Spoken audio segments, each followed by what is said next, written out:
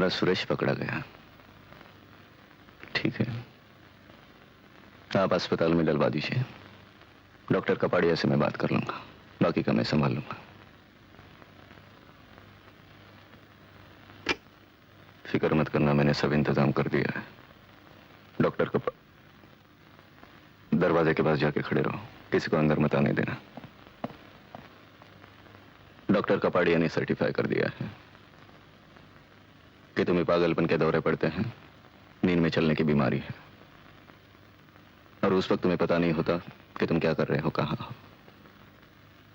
उस दिन भी यही हुआ, और इसीलिए यहां साइकेट्रिक वार्ड में हूं। सोचा था आपकी बार तो फंस ही गए, बचना मुश्किल होगा। मैंने हारना नहीं सीखा।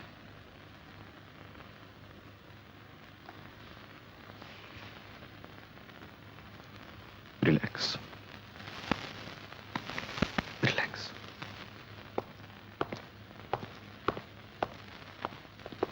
डॉक्टर राव 11 बजे के बाद ड्यूटी में मिलते हैं।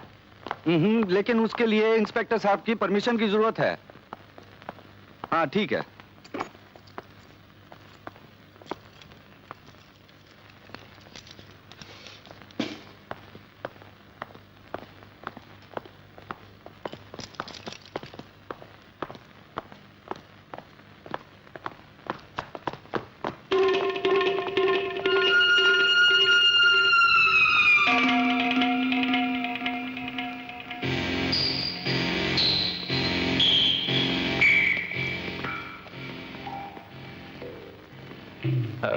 सुनिए जी। ये मिस्टर सुरेश ठाकुर का कमरा यही है ना? जी हाँ। मुझे इसका चेकअप करना है। आप डॉक्टर कपाड़िया तो नहीं साहब? हाँ। लेकिन डॉक्टर साहब आपका तो कल 11 बजे का अपॉइंटमेंट है। हाँ, कल सुबह मेरा एक ऑपरेशन है, मैंने सोचा अभी घर जाते उसका चेकअप कर। अच्छा अच्छा ठीक है साहब। आइए डॉक्टर साहब, जरा साइन।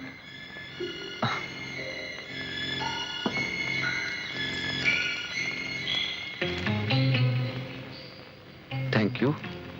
ये जो आदमी क्या है, ये कौन था? आप जानते नहीं साहब, जगमोहन बहुत बड़ा स्मगलर है, सुरेश ठाकुर का चाचा। आइए डॉक्टर साहब, आइए आइए।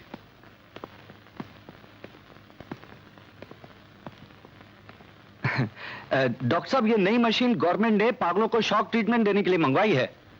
आप बैठिए ना, मैं सुरेश ठाकुर को अभी लेके आता हूं। बैठिए बैठिए डॉक्टर साहब। चलो, डॉक्टर कपाड़िया चेकअप के लिए आए हैं।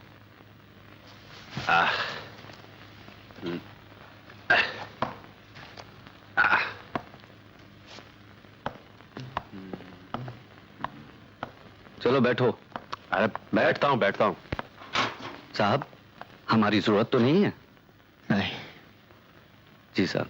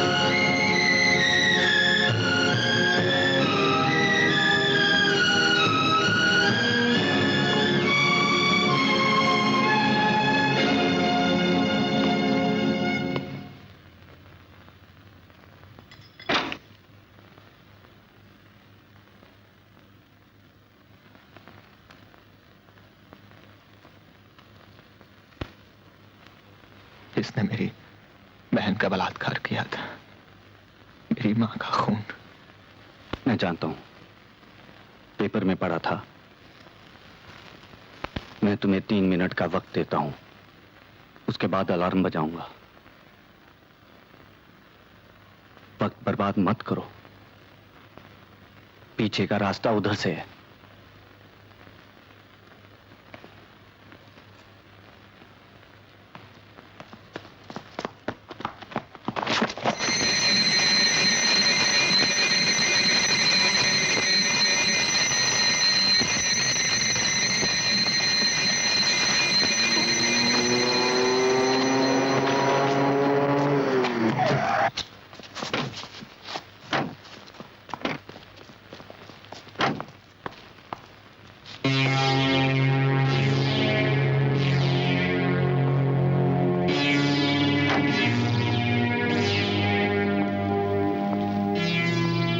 बहादुर हो, वाकई बहुत बहादुर हो।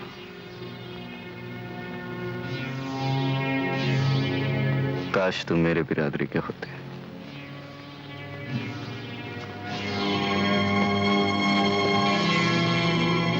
बहादुर हो, लेकिन मैं तुम्हें मौत के सिवा और कुछ दे नहीं सकता।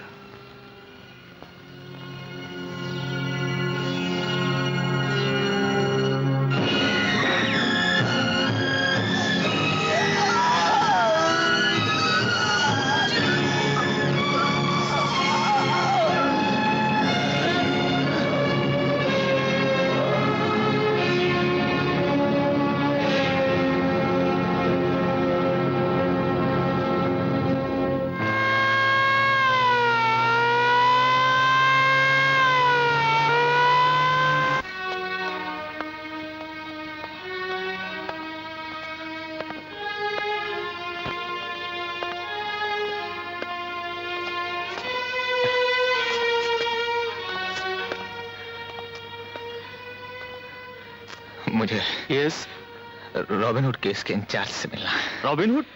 जी आपका मतलब है इंस्पेक्टर शफी से? जी। Please relax.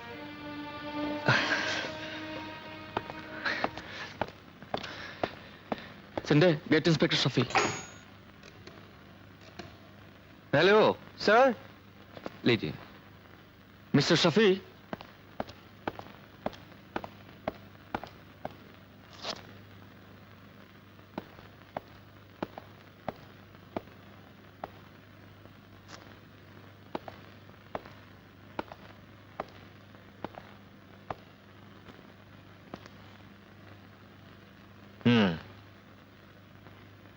आप मुझसे मिलना चाहते थे?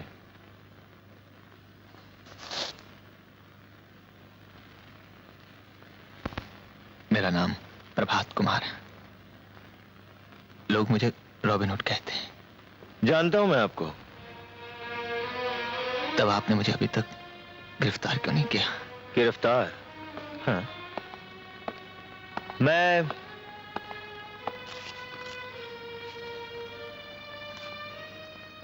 मैं आपके साथ एक सौदा करना चाहता हूं। सौदा? क्या? यही कि तुम ये शहर छोड़कर चले जाओ, और समझ लो ये मुलाकात कभी हुई ही नहीं थी। मैं यहां कोई सौदा करने नहीं आया हूं। मैं अपने आप को कानून के हवाले करने आया हूं।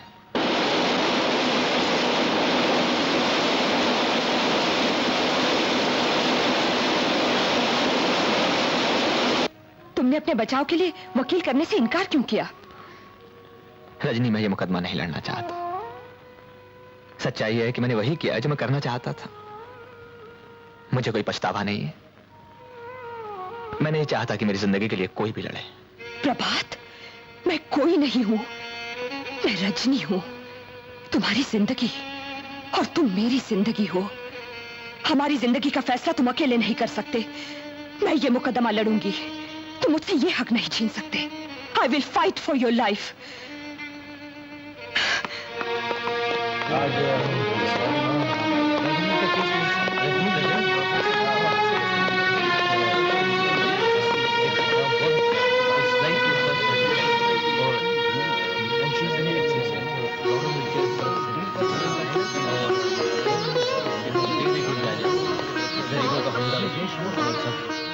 अच्छा है योर ऑनर, ये केस बिल्कुल साफ है।